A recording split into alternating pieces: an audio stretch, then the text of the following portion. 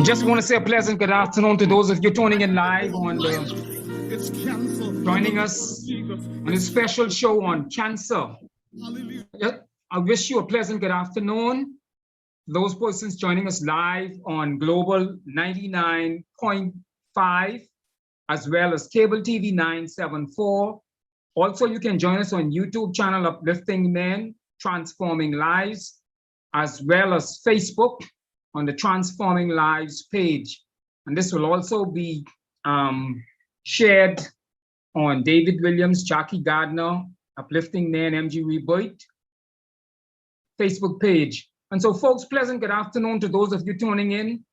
We offer our apologies for last week and the challenges we face, but we recognize that in spite of it all, we give God thanks for waking us up, for bringing us through another day. And so I just invite those of you, our radio audience right now, and television audience on Cable TV 974, to just bow for a brief word of prayer. Let's pray. Father, we thank you, we praise you, we honor you, we glorify your name. Remember those who are in mourning over the loss of a loved one, those who have buried loved ones between yesterday, today, and will bury loved ones coming up this week. Now we commit all of the plans of the show into your hands, and we pray that whatever is said and done, it would bring honor and glory to your name. This we ask in Jesus' name, amen. Folks, I want to thank you for joining us here this afternoon. We recognize you could have been any place else doing so many other things, but you took this opportunity to join us today on this beautiful Sunday afternoon as we talk about cancer. I want to introduce my co-host, Jackie Gardner. Jackie, I want to say pleasant good afternoon to you also. And now I turn the show over to you.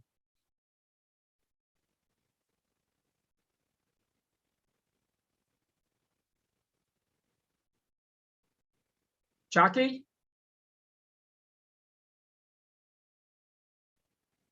Okay, I guess Jackie is not in as of yet. I can't get her in, or maybe she's having some challenges signing in.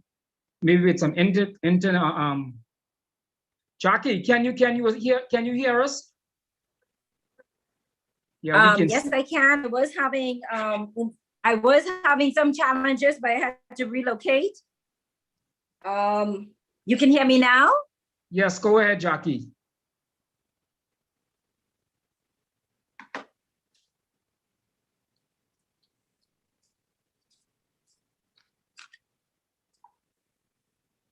Go ahead. Hi, can you hear me? Yes, we can hear you. All right, I don't know what I've missed. You've already introduced, we've said our prayer? Yes. We've already prayed. Okay, yes. Well, thank you so much. We're having a bit of a challenge in the West, but I am so glad to be here. Welcome to the show, Transforming Lives. We're here every Sunday. We're excited to be here every Sunday. And as though every Sunday, we have a power-packed show. And today is no exception. So we're talking about cancer. And as you know, that cancer is really prevalent throughout the Bahamas. And hence we are asking you to call any and everyone and ask them to please draw near. We have a guest, a powerhouse guest with powerful information that we need to share with any and everyone. So we are going to give you a moment to call your friends and ask them to join us on Transforming Lives. So we're just going to give you a minute to do that. Call your friend and ask them to join us on Transforming Lives. You know, it is said that life doesn't get easier or more forgiving. Instead, we get stronger and more resilient. Can I repeat that quote once again from Steve Maraboli? He says, life doesn't get easier or more forgiving. we get stronger and more resilient. Today, we are talking about cancer. As you know, the month of May is Cancer Awareness Month. And so we're right in tune with the cancer awareness, this time of the year. And so we're glad to partner with this particular support group in getting the message out loud and clear. There's so much misconceptions about cancer. Am I going to die once I have it? And so we're going to address some of those misconceptions, and then we're going to hear a warrior story. So join me. I hope you've already called your friends and asked them to draw on there, because we're talking about cancer. We will be focusing on cancer symptoms, some of the symptoms you should be looking for. We'll be talking about cancer treatment. We'll be talking about the mental journey. And I can tell you, I have a very close friend. I have several persons impacted by this disease. So we will be talking about the mental journey and about cancer advocacy. All right. So please, like I said, join now. And today we have two, well, we had two, I know we have a second guest. I think she's just entered the room. So we have ladies from the support group, Jeannie D, Caring and Sharing Support Group. This is an exceptional support group. And we have two fabulous ladies. Now I need to find, because I wasn't sure our other guest was going to join us, but I understand that she's in the room also. So we have two fabulous guests, two bold, strong, courageous soldiers who have been on this journey, the cancer journey, and they are here to share their stories with us. And so, ladies, welcome to the show, Transforming Lives. I'm going to allow you to unmute your mic, and I want each of you to introduce yourself and share with us who you were before cancer, and then who you are now. So your life story before cancer, before this discovery of cancer, and now that you've had, or so you might be at the stage where you still have it, or you might be in remission. So share with us those basic details as we begin our show. So let's start with Miss Odisa, and then we'll move on to the second lovely guest. So Miss Odisa Duncombe, starting with you. Good afternoon, everyone. Before cancer, I was a free spirit person. I love sports. I love reading. I have two sons. I love them dearly. Family oriented. Love having fun. Since I was diagnosed with cancer last year, I'm the same person. Nothing has changed. It's not beating me. It's not keeping me down or anything like that. So I still love doing the things that I used to do. I just have to know my limitations in doing them. That's about it.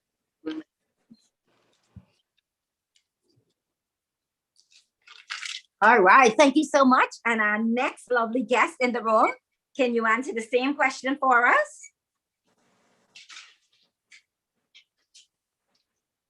Is she there? I understand that she was in the room. Is she there? Our second guest? Hi. Hi. Welcome to the show, Transforming Life. Oh, we're so happy to have you here. We're concerned as to whether you were made it, but you're in the room. And so welcome to the show. Share a little bit about yourself, please. My name is Candice Reckley. I'm 37 years old. I was diagnosed at 23. So who I was before I was diagnosed, I was just like Odessa, free-spirited. I was young, so I was just all about having fun with my friends, nonchalant, carefree. So like when I got the disease, it definitely made me stronger. It put a lot of stuff in perspective about life itself. It showed me that life can change in the wink of an eye. Definitely. I have no kids, but I have a very handsome husband. Thank you, Jesus. Because having no breasts. I love that. I love that. because having one breast, you know, as a woman, it kind of weighs on you. So you'd be feeling like, Regina, my want me but one breast. So, you know, God came along and he put a lot of stuff in perspective. And so for that, I thank him.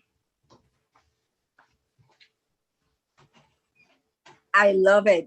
You're my kind, both of you are my kind of guests, keeping it real, keeping it real. And God knows who to bless with his wonderful, okay? So he gave you a wonderful husband, so you big him up. So I'm with you in bigging your husband up. Very good. All right, so let's journey a little bit further into your story. Tell us a little bit about how you discovered you had cancer. What was the particular symptoms, or did you have no symptoms? How did you realize that you have cancer? Both of you, I want you to answer that question. Well, for me, it was a Saturday evening. I would remember it. I was going out and just came out of the shower, and I was lotioning off, and I just felt something by the right breast, and I laid down on the bed and I rubbed myself again. And my mom is a nurse, and I called her and I said, "Mommy, I think I feel something." So she looked at it, and that Monday, I called my doctor that evening, and that Monday morning we went in so I could be examined. And my doctor said she had a hard time finding it, but she felt it. And, you know, she sent me to do a mammogram and ultrasound that I do every October religiously. And about weeks waiting, they wanted me to do the biopsy, and it came back that that's what it was. Wow. So so you didn't feel any pain? There was no pain? Nothing.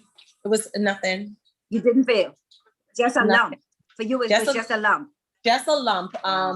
It was 2 centimeters in size. I was diagnosed with stage 2, grade 3 breast cancer. Okay. So there you have it. You know, that time, no pain, because I mean, that's one of the questions that is often asked. Do I have to feel pain? So in your case, there was no pain, just a lump. To our next guest, our next warrior. What was your experience? I was involved in a car accident, and there was the left breast was hit by the steering wheel. So for me, it was pain because getting hit in your chest from the steering wheel, it swelled, it became a tumor, but the lump wasn't so big. So I went to PMH, and I told the doctor that I feel a lump in my breast. And he was like, "Oh, there's nothing wrong with you. There's nothing wrong with you. You got hit from the steering wheel in your chest. The lump is gonna go away." So I'm like, okay, fine. So before I left, I said to him, I think that we should do a biopsy because the tumor was a little bit big. Did a biopsy. This one time, he didn't give me a callback date to say whether or not it was cancerous or not. So I went home, and the lump grew and grew and grew. Wow. Before it got to the stage where it was unbearable, I went back to PMH, and I was talking to the doctor, and I said, you know, it feels like something isn't right. Okay, fine. He was like, let me give you a callback date for the next 3 months. I'm like, okay, fine. For me, it was like, after the doctor said that to me, the tumor had a mind of its own, and it just grew. I couldn't sleep on my back. It was painful. I couldn't sleep on my side because of the size of the mass. I couldn't sleep on my stomach. So in the space of, let's say, maybe 2 to 3 weeks, I had to go to a surgical clinic. And I said to the lady, I said, ma'am, I said, now I went on Google and this says that if I allow this tumor to turn into a cauliflower, I would die. So she then looked at me and she said, holding the blue card in her hand, she said, this blue card says, I will see you in 3 months. Slam it down. I'm like, ma'am, you don't know me like that. Wow. And so therefore, with you not knowing me like that, it will be singing, I'm trying not to. I'm back. So I'll say that, I'm like, because you don't know me like that. You have to put one of the hanging. Right. I said, it will not be you singing Ain't It Sweet by and by to my funeral. So apparently I went to the hospital in a onesie. That's like a pajama. No bra on because I couldn't wear bra because of how huge the lump was on my chest. It was really, really protruding to like shiny substance, like it was ready to burst. So the lady then looked at me again after I done tell this woman, I ain't trying to die. I already said to her, I said, miss, I am a Googleologist. And Google says that I have cancer. So look at that. Wow. So I then had to zip my onesie down and show the whole of the surgical clinic, both breasts, the bad and the good one. And I said, now, so everybody, a show of hands, who feels that I need to see the doctor to now? And so everyone looked at me like, oh, wow, this is really serious. And here today. Now, I am sure that she did not pull my files. But I can assure you, honey, the next name they called was my name. Wow. So I had to be really, really aggressive because I was feeling pain. And honey, I had to fight for my life. Let's keep in mind that I am 23. I already asking God. Just now starting life. Exactly. I just started life. And I done looking up to the sky like, now Jesus, oh Jesus, I can need you right now. You know, so for me it was pain. But even though I was not prepared for it, it was a fight, a personal fight for me. And I know that die was not in my vocabulary. You said a mouthful, actually. How something that rings crystal clear in terms of taking responsibility. That the first person that must be interested in recovery and navigating that process is that you, the individual, needs to be able to express exactly how he or she feels. In no way just accept if you're not in agreement, right? In your case, if you're not in agreement with the diagnosis at that particular time, you need to fight on in support of yourself, as opposed to expecting someone else to rally up and fight for you. Fight on in support of yourself. How important is that? I'm going to go to Ms. Odisa. How important is it for you to fight for you? That's my good friend. She's smiling. If I don't fight for me, I don't see why anyone else should fight for me. I have to want it. And I want to live. You understand? God promised me 10, and I intend to see that 10. So I'm not allowing this to beat me. I have my kids that they're looking up to me, and I want to see my grandkids. So this isn't going to beat me.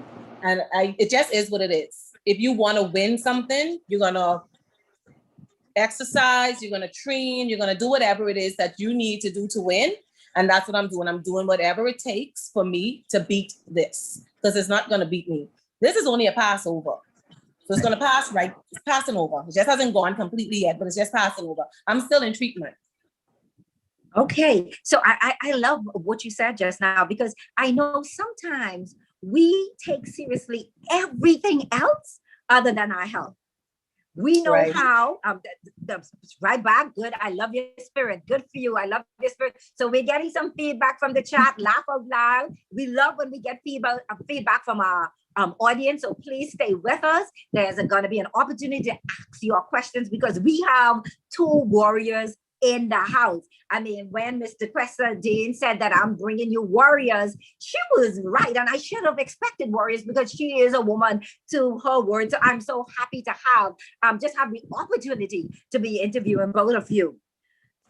So I want you to just type in the chat for those who are listening. Type in the chat if there's nothing else you remember from this conversation. You must fight for you. If you get a cancer diagnosis, you must fight for you. Let's talk a little bit about your emotions. In terms of your emotion, you have the diagnosis. What was your emotion like? Did you think, oh my God, I'm gonna die? Was that your first reaction? Or your first reaction is fight? Because I know people are different place when they hear that journey and different ages. So what was your reaction? Either of you can answer. Your emotional reaction. Candy, you want to go first or you want me to go first? With me, when I got the diagnosis that's what it was, I had already made up in my mind that if that's what it was, I was prepared to remove both breasts at the same time. I had mentally prepared for it because I just wasn't going back. And I've heard about reoccurrences and stuff like that. So in my mind, I wasn't going back. So when I met with Dr. Shea, I would have gotten the diagnosis on a Thursday, and I met with Dr. Shea that Friday. And I actually told him what I wanted before he could have recommended anything to me. When I first heard it, of course, I cried because it's the not knowing.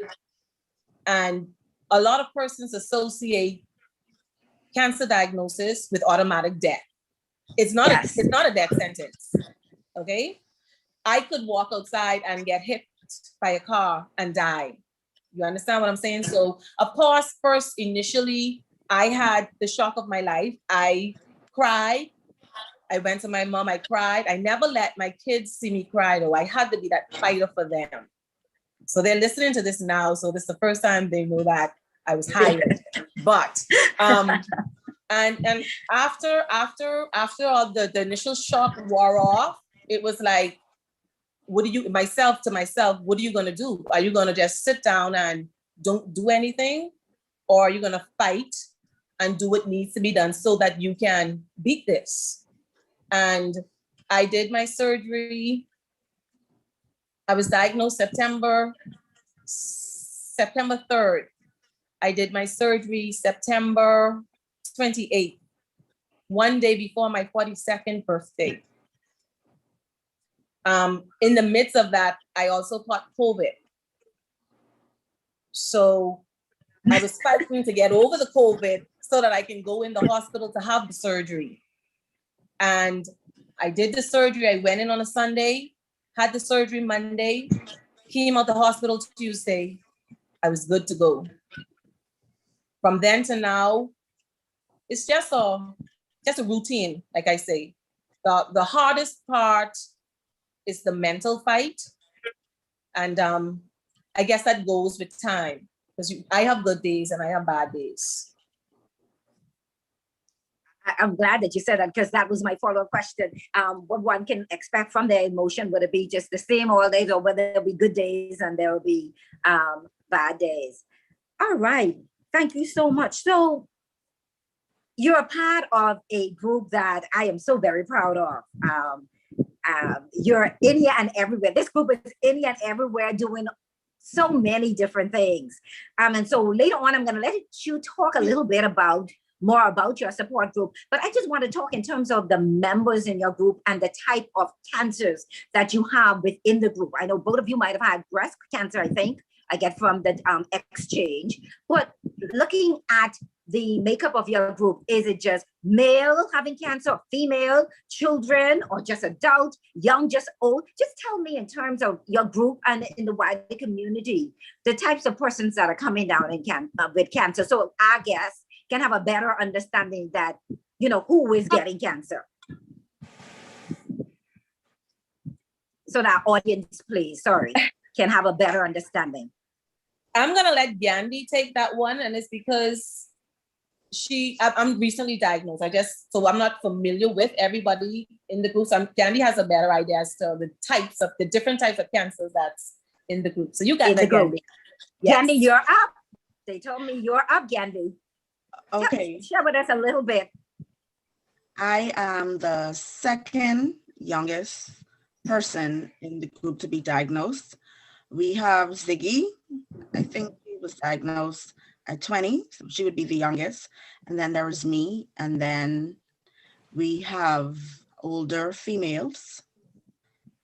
They have more life than me. Can I tell you? They have more life. They have more fight. I love all of them dearly. They accepted me into their wonderful family. I joined the group when the late Miss Jenny Dean was alive, and I met her at the sister meeting. And she told me that she was making up her own group. And I was like, all right, I'm a ride. And it was definitely an experience. The ladies are wonderful, very supportive. When I say a family, a family.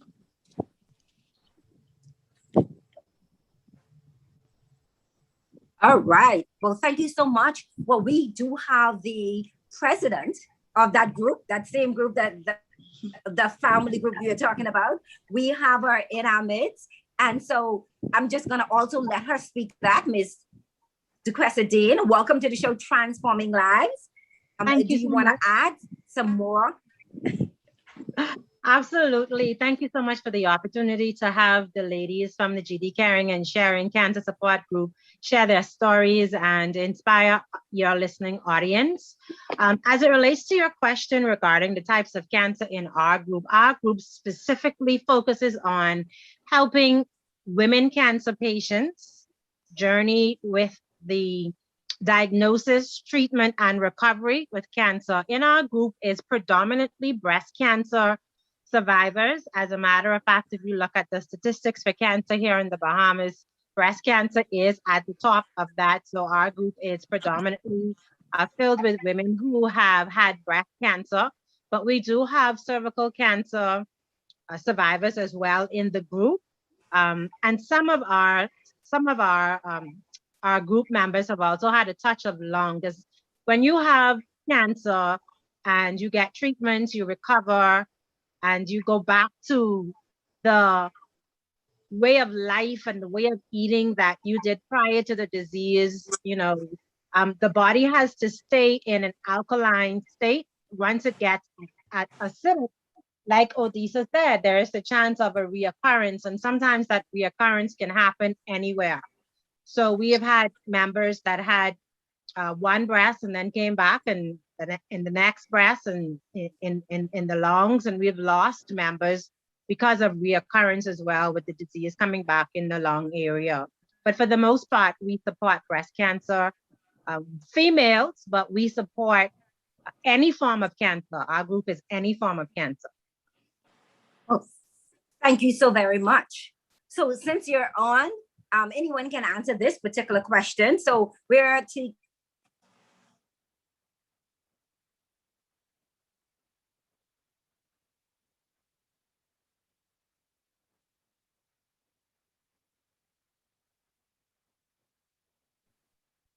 Okay, looked as if we lost Miss Gardner. Our internet is giving some problems based on what I can see. So I'm going to ask one of you ladies to continue explaining about the group. And she said, Miss Dane said that you support any type of cancer. Do you have men in your group? And what type of cancers do they typically come in with? Well, actually, we have no male members. We have male supporters, people that give their energy, resources, time, money to support the group, but we don't have any male cancer patients. There is a group that's specifically for men. It's called Us Too, and their support group meeting is actually held at the Cancer Society of the Bahamas. And so we encourage males who are battling with cancer to join that particular male group. It's kind of funny. As a male with cancer, there are, just like women, you have whatever emotional and mental issues, and you may not feel comfortable in a room of women sharing. And so there is a group specifically for men to unmask and to be supported through the journey, and that's called Us Too. But our group is for women with any form of cancer.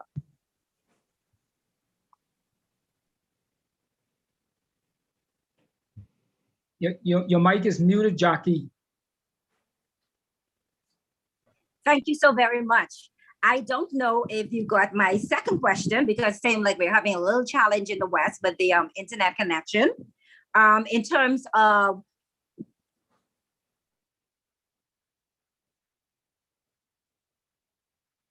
I know that you're not a medical practitioner, but from a layman's perspective, what do you think is the first thing one should do upon receiving a cancer diagnosis? What would you say is that basic 101 that person should do? What is the very first thing? Allow yourself to process it. I love that. Okay, so you say process, go ahead. Because a lot of times, like for me, when I sat into the doctor's office, I was not allowed to process my diagnosis. Now, I already knew that from the mountain sitting on my chest, I know that it was nothing to laugh about.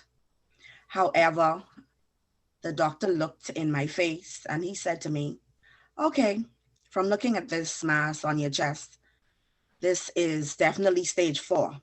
So next week, what we're going to do is we're going to cut it off. And I think for a 20-year-old young adult, you're just looking at me and you're telling me this new information that Google did not tell me. So I was unable to process what was happening to me. So what I did was I said to him, from my diagnosis on Google, I said, sir, you're going to have to allow me to get 1, 2, 3, 4, 500 second opinions, because I don't think that you have my best interest at heart, aside from the fact that he told me that looking at this mass, it looks as if I have 2.5 years to live. So I'm looking at him and I'm saying, well, when I went on Google, Google said you cannot cut cancer, because if you cut cancer, you will surely die. And so he's looking at me and not allowing me to process the diagnosis that he just gave to me. And he was like, well, I am telling you, as if I was being feisty. Maybe I was, but I'm just saying, this is going on with me and not you. And I didn't think that he was being as lenient as he should. He was just giving it to me. He just say, and stage 4, and if you don't cut it, you could die. And you have 2.5 years to live. I'm like, well, look at Jesus. So, to reiterate, right. So to reiterate what I started with, the first thing that needs to happen when you are diagnosed with such a prognosis is you need to allow yourself to sit and think about what the doctor just said to you before you make your next move.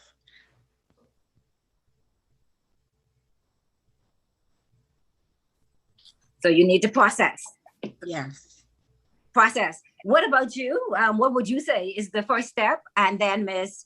Duquesa, what would you say as the leader, president of the group, is the first step?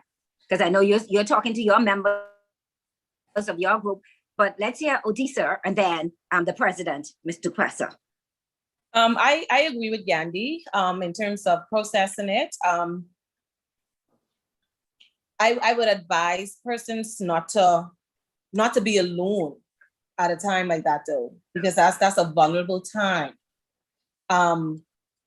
When I got the news, I went to the doctor by myself, but as soon as I got the news, I went straight to my mom. I just wanted to be with somebody, because like I said, at that point in time, it plays with your psyche. Like, everything is just running through your mind as to the first thing is, am I going to die? Like, how long? Like Andy said, the doctor told her she had 2.5 years. How long do I have? So you just have to take it in, and it's like a woosah moment. Just relax, and it's going to come down. It's going to come down. But I just wouldn't be alone at that time. Thank you so much. I'm asking for our audience, our guests in the Zoom room, please write your questions in the chat. We're getting feedback. Good feedback, positive feedback. And like we said, we always love when you get engaged. There will be an opportunity for you to ask your questions. I want to pause right now to say hello to everybody on Facebook. No, I have not forgotten you. Cable TV channel 974. Yeah, you are in the house. We are glad to have you. We are talking to two lovely warriors, and the subject is cancer. So if you've just joined us, I see some persons are just coming in the room. It's all about cancer. We have two bold, strong, able warriors in the house sharing their experiences with us. So they were just talking about what they consider to be the first step. And now I'm on to the leader of the group. From her professional standpoint as the leader of the group, what would you say, Ms. Duquesa Dean, is the first step? Cancer 101. Well, I absolutely agree with these ladies. The diagnosis itself could put you in an emotionally traumatic state. And so it's super important for you to, first of all, understand what the diagnosis means. So it doesn't necessarily mean death. It doesn't necessarily mean doom. So I would encourage you, actually, when you're going to get your results, to take somebody with you, because once you hear you have cancer, you're going to zoom out and start to process your emotions, and you're going to need somebody there with you to hear the rest of the story. Right? Yes, so always that's take somebody with you.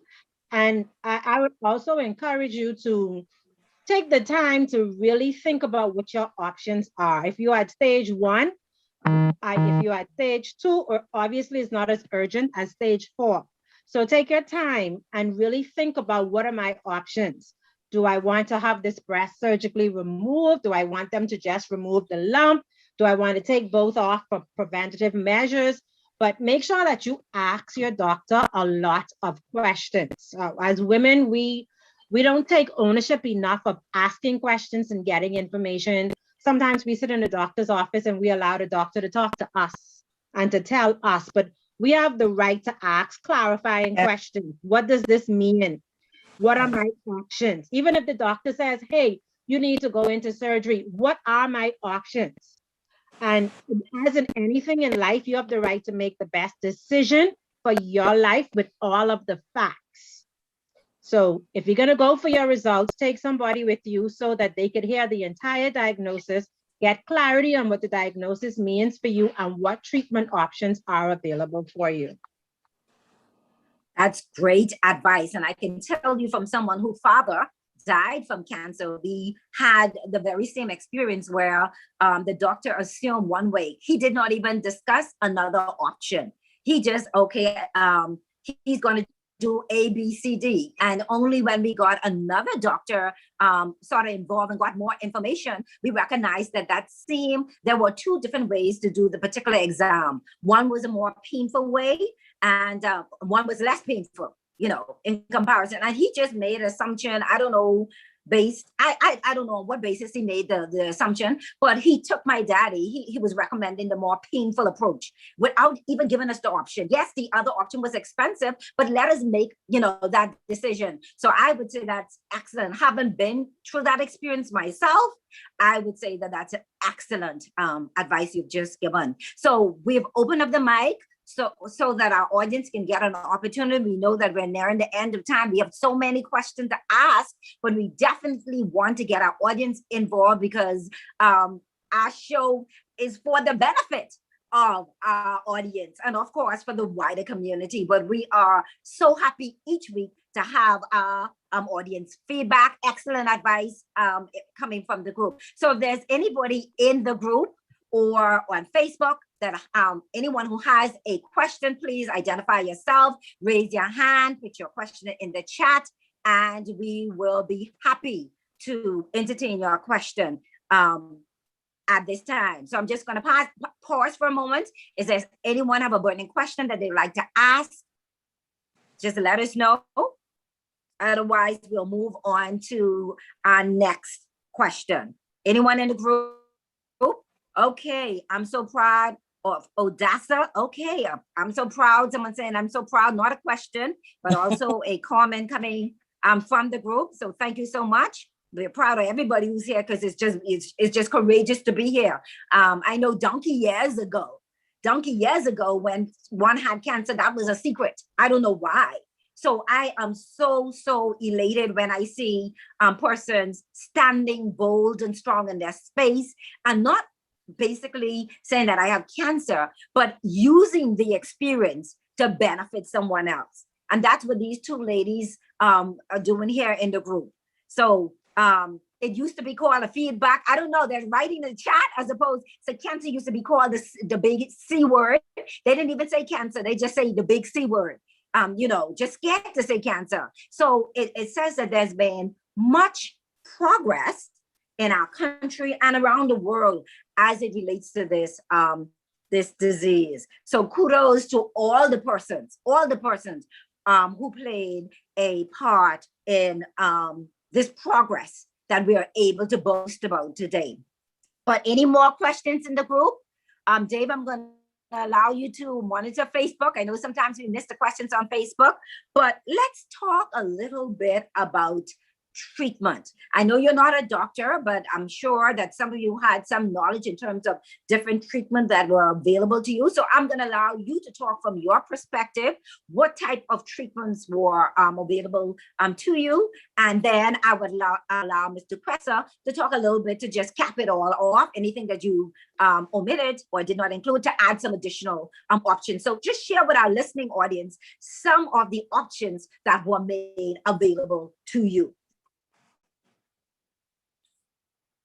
Well, in terms of treatment, there's a test after you been diagnosed with cancer. There's a test that you have to do that will let you know what type of treatment you have to do.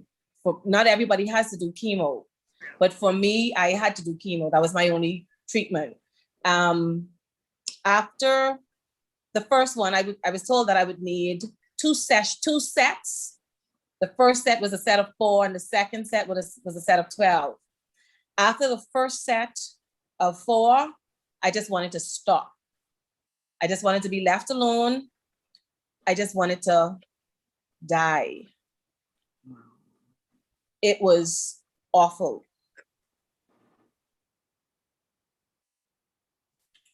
Oh, I feel that with you. I feel that with you. I really feel that with you. It's just an indescribable feeling. It was indescribable. Yeah, I know I have to eat. I know I have to do certain things, but I just wanted to go. Mm-hmm. I thank God so much for my mommy and my family, because without them, I don't think I would be here now. Everybody is the just gift of family. Yes, and even with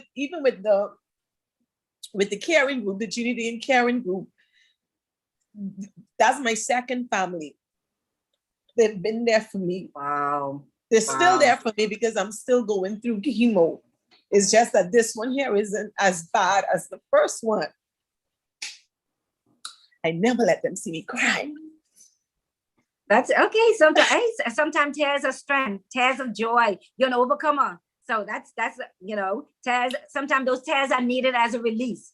Yeah, but now I have 5 more sessions to go with this one that they just call a maintenance. It's not as bad as the first one. No, it's actually not bad. It just tires me out. But it gets discouraging when I can't do the treatment. Like Friday past, I couldn't do it because my white blood cell count was too low. So I want to hurry up and finish, but everything is God's plan, just taking it one day at a time. I just was going to say process. Yes. one day, and just I could just tell you, I have a very best friend who, well, I have several best friends who've had cancer, first cousins, and like I say, my father. And what I have learned from that experience, I've not had it myself, but from watching their journey, and I'm sure, like you said, with your family, because your family go on that journey with you. So I've been on that journey with my best friend and with my family, and I can tell you it is process, you know. Sometimes you're up, sometimes you're down, sometimes you're unable to take the treatment. But I can tell you in those cases, they made it through. Maybe they was not able to take it at that time, but once they rest, you know, took the proper medication, whatever it is that it was required to be done, you know, they were able to make through it. So if it's any consolation to you, go just through the process one step at a time, and you're doing the right thing. You're doing the right thing, being bold and strong. So thank you so much. Thank you so much for sharing that journey, because someone out there today, this very day, somebody is being diagnosed for the first time. And so they need to know, and that's what we do on this show. We talk about transformation, but transformation takes place by knowing that information and then using that information to then make us better than we were the day before, transforming us from one state to another state. So your knowledge today is transforming others, not just yourself, but transforming others who are listening to this program. And so even those tears, the person who's sitting in their room and shedding their tears, know that after the tears, you know, it's okay to shed the tears, but after the tears, there's still joy, there's still happiness, there's still hope. And so this is what the discussion is about. So thank you so much for being so authentic, you know, for sharing your story. I don't know. Let me just share some of the comments from Facebook. There's Victoria Davis. She says, when I got my in December, the only option the doctor told me was to get both breasts off and do chemo. And then she says, I then discussed it with my sisters. They told me to come to the United States right away to get a second opinion. Judy Miller says, do not allow fear to paralyze you. Talk to positive persons who have walked the journey. Deanne Duncan says, Odessa, we are here for you. Yes, indeed, one day at a time. Judy Miller says, Odessa, this too will pass. God got you, love. Okay, and right. So I just want to share those comments off of Facebook. Yeah, we definitely want to get them in. And of course, like we said, we've opened up the mic. So open up the room. If there's anybody who has a question, please raise your hand and we will be happy to entertain your question. But we want to get a little bit, as we wait for those questions, we want to talk about the Jeannie Dean Caring and Sharing group. I know it's an advocacy group, it's a support group. I have been affiliated with this group. I know the president of this group. So I just want to share with our listening audience some of the work, the role of this group, number one, and then some of the work this group has been doing. So I'm going to once again invite the president of that group. That sounds good. The president of that group, the one and only Ms. DeQuesta Dean, to share with us details about the group and the work that is being done. Thank you so much, Jackie. The group was initially founded, like Gandhi said, in 2012 by my mom, Jenny Dean. One of the challenges that she faced as a survivor, and she always talked about it, that when she would be at home alone recovering, sometimes it felt like the four walls of the house would be closing in on her. So she wanted to have more social outlets, and she created social outlets for the women in the group. Every quarter they would go out, they'd have Valentine's breakfast, they'd go be hanging out at Green Parrot in October, like every holiday they got together to celebrate something, Easter, annual Easter egg. So initially when the group started, it was a lot of bringing like people together, because honestly, like when you enter a room as a first-time breast cancer survivor and you've just finished your treatment and it's time to go back to work, you start to have some fears about if people are gonna know, if they could see. You have emotional struggles and battles. And so she wanted to bring those women together to be a support for one another, to let them know that they're not alone, that their struggles are not struggles that they face in isolation, that other women have been there, and to share the best practices with each other, to encourage them to be bold and to face life. So originally when the group started, it was a lot of social hospitalization for them. And these ladies loved it. They got together, they laughed, they talked, they hung out. I used to get tired of them. And then my mom passed away in 2017. I mean, my mom used to, listen, we having this, I need you to do that. She never used to ask. She used to tell you this was happening. She told you. To do. So when she passed away in 2017, I was asked by the group members to kind of help with the group. I think the Crescent probably is having an internet challenge. The challenge is moving throughout the Bahamas. Okay, can you hear me now? Yes, okay, Gandhi, thanks. And so when she passed away, I jumped in to support the group and we began more formalization. We've gotten our official documentation to be a recognized nonprofit organization in the Bahamas. So we're registered with the Bahamas government. We are, kudos to you. Yes, we are also heavy on education. We have monthly meetings where we bring in people to talk to the ladies about health and healthy eating, movement, taking care of their bodies, taking care of their minds. We don't have typical support group meetings. We have very engaged and interactive social meetings. However, they've been suspended since COVID shut us down, but we have been having them on Zoom.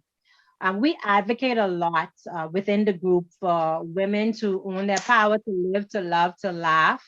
And so the group has been doing a lot of work. As a matter of fact, this month, May, is All Cancer Month, and we've been heavy at it. May 1st, we did Junkanoo aerobics. May 2nd, we worship at church together.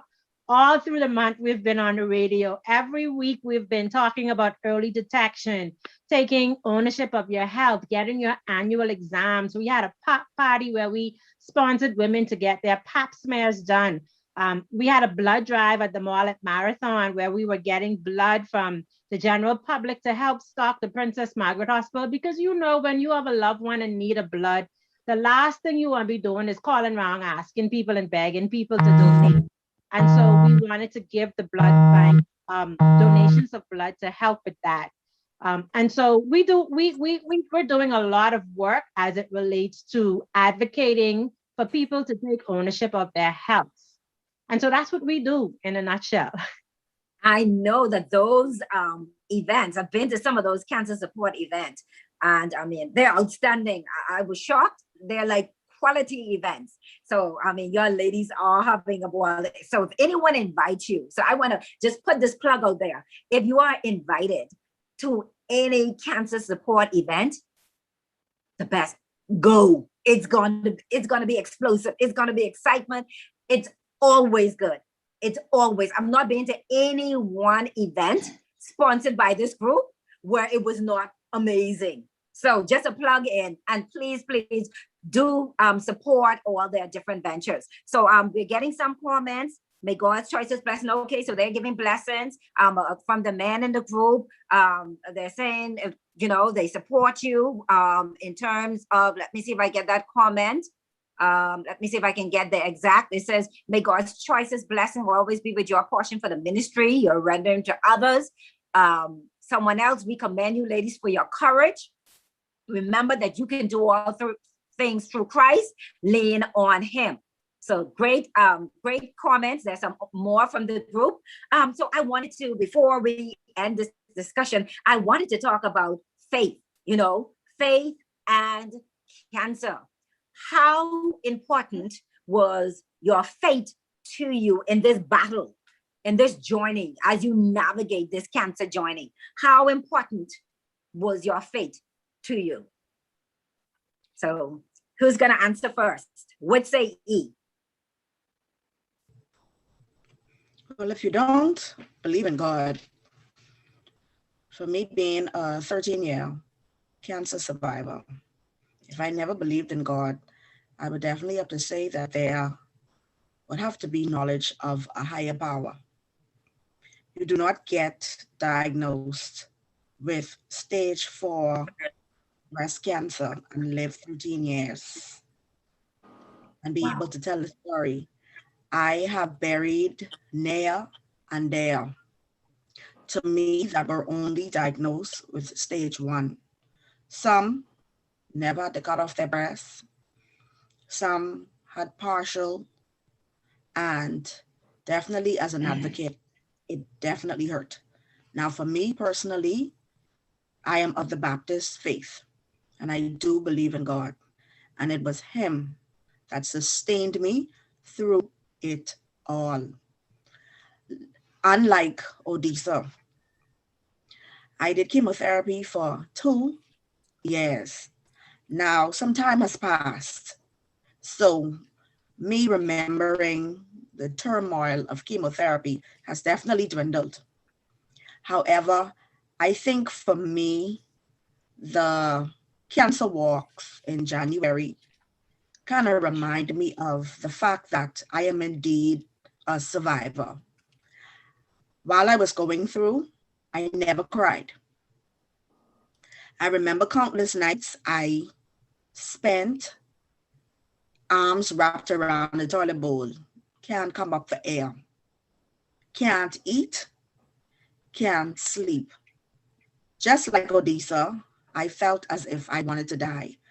But because I grew up inside a home with strong faith, strong principles, and believing in God, my mom's really, really close friend, the first lady of our church, Marsha Thompson, she got me a CD with Creflo Dollar. And there were affirmations. By His stripes, I am healed. I can do all things through Christ that strengthens me. And that was a constant ringing in my ears, different scriptures. I went to bed day and night, tears rolling down my face. And because I am so humorous, like I just try to make everything a joke, I can vividly remember my dad looking in on me as I was singing Deep and Wide. So he's looking at me. I'm singing deep and in the toilet, deep and he's like, you're just being silly right now. You're just being silly. I'm like, well, since I have to sleep on this floor, I feel that I can choose whatever song I want to sing. For him, his thing was his favorite word for me was Bookie. He was like, Bookie, just cry. Just cry. You see, I hate to see you like this. He said, cry. Why is God doing this to you? I said, Daddy, thing about this is, if me crying could get me up off of this floor, then I would cry. I said, this is a journey that I have to go through by myself. And big guy, you're not helping. So he's looking at me and he just found me off like, oh, whatever. So when he left, I said, deep, and he's like, oh my God, this girl. Any good. But I can tell you one thing. Without the Lord on my side, I don't know where I would have been. Yes. What a testimony. What a testimony. Miss Odessa, what say E? I am an Assemblies of God. I grew up in the church. I have an aunt as a pastor. All of my aunties, ordained ministers and stuff. They say the praying grandmothers. I still have my praying Grammy to this day. She's battling COVID right now at the age of 88, but she's going to get over that. Oh Prayers brought me to where I am right now. And I grew up in the church. I used to sing in the choir when I could have sing, not like Gandhi now, but when I could have sing, I used to sing in the choir. But this journey it's brought me closer to God. It's brought my walk closer. And I wouldn't change it, because I always tell persons, this isn't for me. This is what I'm going through for somebody else. So I'm happy that I've been chosen by God, because it's a blessing. Wow. It I have to call you warriors. Because you know something, our experience, like I said, is so much bigger than us. Our experience is not just about us. This experience down the road, you will be sharing it with us. Well, you're sharing it today, and this will continue to be your story. Feedback, powerful and great testimony, ladies, coming from the group. It has been really a pleasure.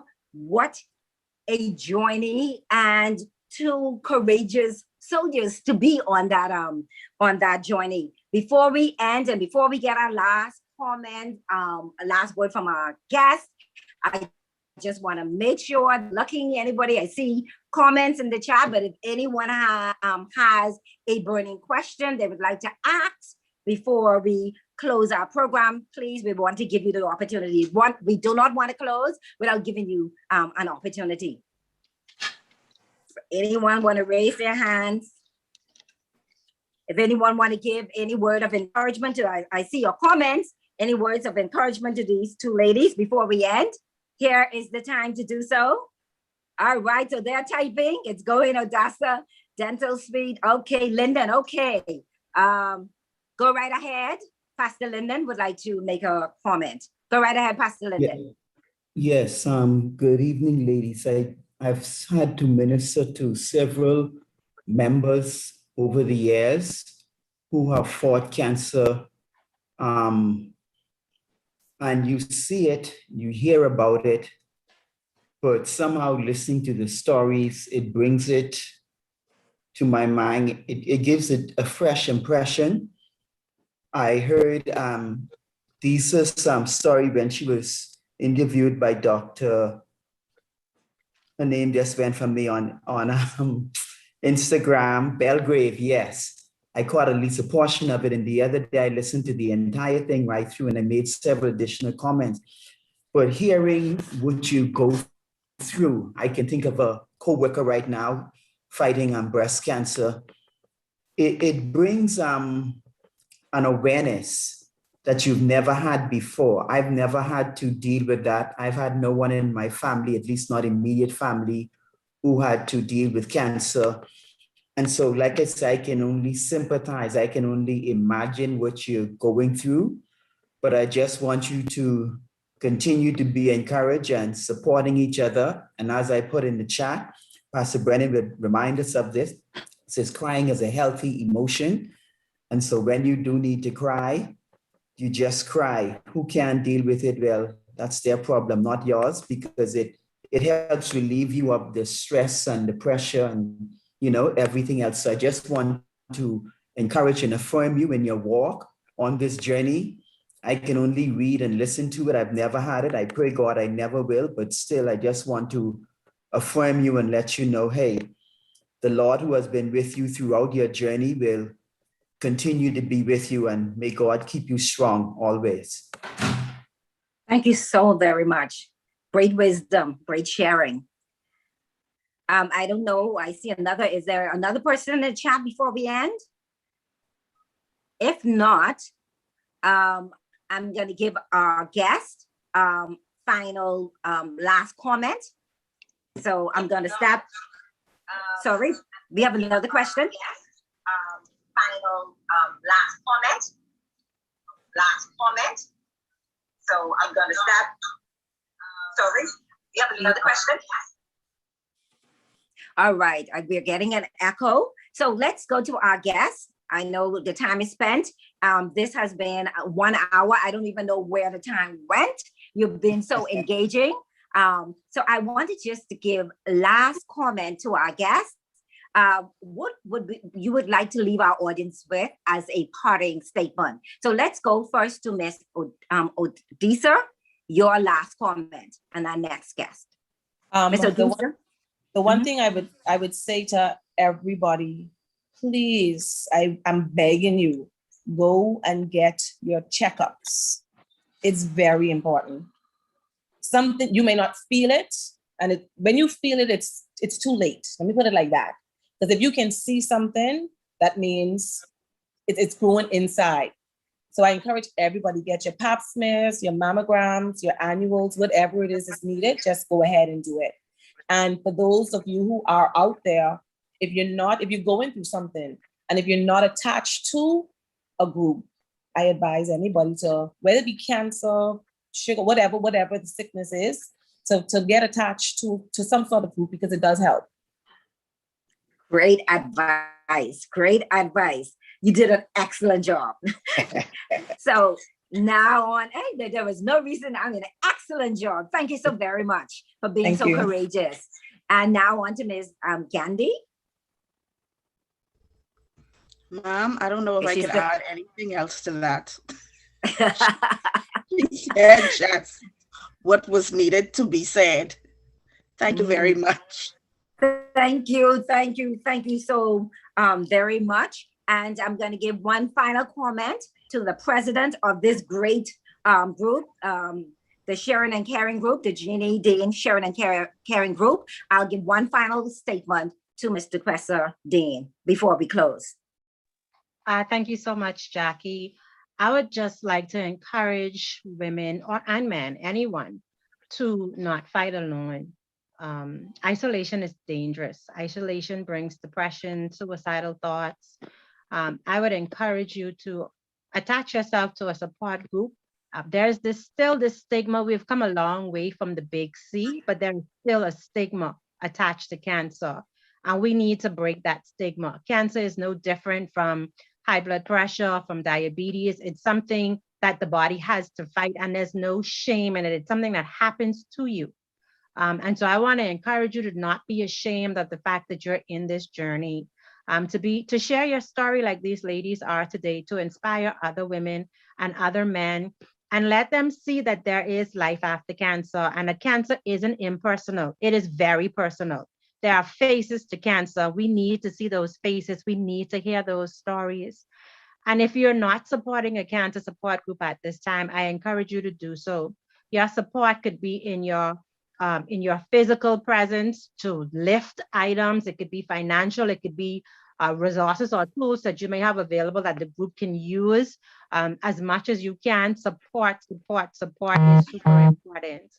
And as I wrap up my advocacy, I'd like to encourage you, no matter what island you live on in the islands of the Bahamas, there is a support group available. The Cancer Society is in 18 islands. Find one. In Freeport, we have Sister, the Cancer Society, the Cancer Association of Grand Bahama. In Eleuthera, we have the Sisterhood of Survivors, the Cancer Society. I mean, there's so many options. There's the Blue Rose Foundation for adolescent children with leukemia. Just search out for the support that you need so that those groups and clubs can help you. Well, thank you so much, ladies, for your tremendous contribution to the show, and your contribution to the Bahamas, and your contribution of the show is seen around the world. So we get feedback from so many different places. So thank you for your contribution to the world. On behalf of Transforming Lives, we would like to just put a blessing on your life. We'd like to say that may the Lord bless you. May the Lord keep you. May he make his face shine upon you. Thank you so very much for the wonderful gift of your testimony. This has been Jacqueline Gardner, co-host on Transforming Lives, wishing you a beautiful Sunday and thanking you so much for joining us. And now, great discussion coming back. Thank you, everyone. I'm now turning the show over to the host, the one and only Mr. Dave Williams. Mr. Dave Williams? Thank you very much, Jackie Gardner. Thank you to those of you who listening into the show on Global 99.5, Cable TV 974. We want to thank those our guests and participants for such a wonderful program. And folks, we always end this program by reminding us that there's nothing absolutely more important than having a personal relationship with Jesus Christ so that you can have eternal life now. We're not talking about your church nor your denomination, because we recognize on this program that salvation is found in Christ and Christ alone, not a church or nor a denomination. And so, folks, I thank you for joining us here this Sunday. We're looking forward to you joining us here every Sunday on Global 99.5, 4 p.m. to 5 p.m., Cable TV 974, YouTube channel Uplifting Men, Transforming Lives, Facebook Live, Zoom. And so have a wonderful Sunday afternoon. Bye. Bye. God bless you.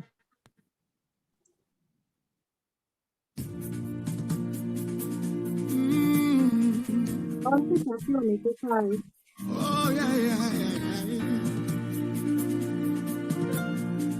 Ooh, Jesus. Yeah, yeah, yeah. Ooh, oh, God. Yeah.